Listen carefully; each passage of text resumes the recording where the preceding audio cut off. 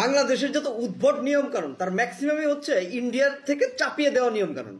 তার মধ্যে একটা হচ্ছে যে আনিশা যে এইচএসসি পরীক্ষার হলে ঢুকতে পারলো না, এইচএসসির যে মেয়েটা আনিশা, সেটা হচ্ছে তার একটা দৃষ্টান্ত। হ্যাঁ, নিশ্চয়ই এই বিকৃত নিয়ম কানুন ওই ইন্ডিয়ার থেকে আসা ছাড়া আর কোনো কিছু হতে পারে না।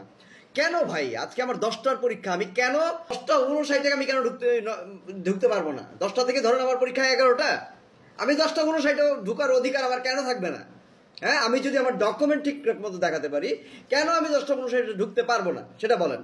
হ্যাঁ, আমি যদি নামটা লিখে চলে আসতে পারি, মানে সেটাই তো আমার জন্য এনাফ, তাই না? এইরকম এগুলো হচ্ছে মানুষের অধিকার। হ্যাঁ, একজন মানুষ 1 মিনিট আগেও ঢুকতে পারবে, এটা একজন সাধারণ মানুষের অধিকার। সেই জায়গায় তারা হচ্ছে বাচ্চা। তো একজন বাচ্চাকে যদি আমি মানে তার অধিকার সম্পর্কে আমি শিক্ষক হয়ে না বুঝাইতে পারি, সেই বাচ্চাটা বড় হয়ে ঠিকই তো আপনার অধিকারটা সে নিজেও হরণ করে যাবে, তাই না? এটাই স্বাভাবিক। তো যাই হোক, মানে ইন্ডিয়ার এইরকম আরো কি কি ধরনের নিয়ম কানুন চাপিয়ে দেওয়া হয়েছে বাংলাদেশের শিক্ষা ব্যবস্থায়, সেইগুলো আসুন আমরা সবাই বিবেচনা করি। সবাই মিলে এই ইন্ডিয়ার ন্যারো মানসিকতা টাইপের যত নিয়মকানুন আছে, আজকে নাচ গান করা হচ্ছে, আজকে নানান ধরনের মানে বিকৃত বিভিন্ন ধরনের শিক্ষা ব্যবস্থার উপরে চাপিয়ে দেওয়া হয়েছে। বাংলাদেশের শিক্ষা ব্যবস্থা থেকে ইসলামিক ইয়েগুলো উঠিয়ে দেওয়া হয়েছে। একরকম মানুষের ধর্ম বইয়ের মধ্যে থাকে ঠাকুরের ছবি, ঈশ্বরের ছবি থাকছে, খুঁজে পাওয়া যাচ্ছে। মানুষের ধর্মের বইগুলোর মধ্যে অনেক সময় অনেক মূর্তি পূজার বিভিন্ন ছবি পাওয়া যাচ্ছে, জায়নামাজের মধ্যে পাওয়া যাচ্ছে। মানে শিক্ষা ব্যবস্থায় পুরো হিন্দুত্ববাদ ঢুকিয়ে দেওয়া হচ্ছে। আজকে আমার মহানবীর অনেক চ্যাপ্টার উঠিয়ে দেওয়া হয়েছে।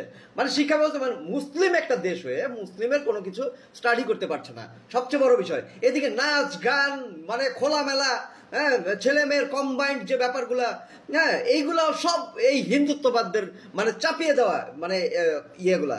আর হিন্দুত্ববাদ বলতে সেই উগ্র হিন্দুত্ববাদ, এটা ঢালাওভাবে আমার বহুত হিন্দু ভাই আছে, হিন্দু বন্ধু আছে, যারা কিনা এত বেশি তাদের এত চুলকানি নাই। হ্যাঁ, আমি বলছি সেই ইন্ডিয়ার উগ্র হিন্দুত্ববাদের কথা, যারা কিনা বাংলাদেশকে নিজের কবজায় নিতে চায়।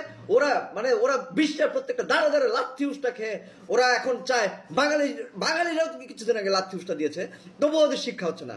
ওদেরকে চরমভাবে লাথি উষ্টা বাংলাদেশের প্রত্যেকটা নিয়ম কানুনগুলো চেঞ্জ করে বাঙালির আলাদা নিয়ে মুসলিমের আলাদা একটা সার্বভৌমত্ব রক্ষার যে নিয়ম কানুন সেগুলো প্রতিষ্ঠা করে ওদেরকে আমরা এইভাবে লাথি উষ্টা মারবো। ঠিক আছে, ওই ইন্ডিয়ান হিন্দুত্ববাদদের প্রত্যেকটাকে। তো শিক্ষা ব্যবস্থা থেকে আসুন আমরা নাচ গান করি, এইরকম যে শিক্ষার্থীদের কি কি অধিকার, এই অধিকারগুলো ফিরিয়ে দেই। অতিরিক্ত